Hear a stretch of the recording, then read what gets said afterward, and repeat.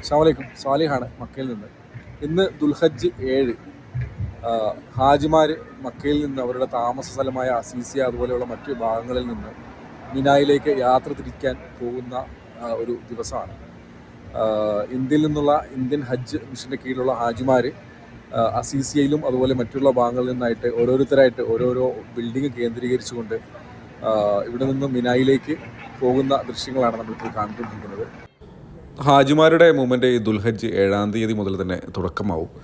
ദുൽഹജ്ജ് 7 രാത്രിയോടുകൂടി മിനായിലേക്ക് ഹാജിമാർ എത്തിത്തുടങ്ങിക്കഴിഞ്ഞാൽ 8-ാം തീയതി രാത്രി മിനായിൽ തങ്ങുക എന്നുള്ള ഒരു ചടങ്ങോടുകൂടി ഈ വർഷത്തെ 2026 ഹജ്ജ് കർമ്മങ്ങൾക്ക് തുടക്കം കുറിക്കുകയാണ്. അങ്ങനെ ദുൽഹജ്ജ് 8-ാം തീയതി മിനായിൽ രാപ്പാർത്തതിന് ശേഷം രാത്രിയോടുകൂടി തന്നെ അറഫയിലേക്കുള്ള മൂവ്മെൻറ്റ്സ് സ്റ്റാർട്ട് ചെയ്യുന്നതാണ്. അതായത് ദുൽഹജ്ജ് 9-ാം തീയതി നാളെ കഴിഞ്ഞതിന് ശേഷം അറഫാ ദിനമാണ്. അറഫയുണ്ടെങ്കിലേ ഹജ്ജുള്ളൂ.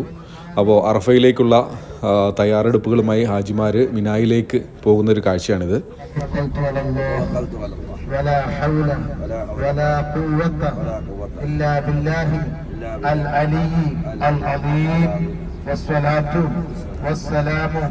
على رسول الله صلى الله عليه وسلم.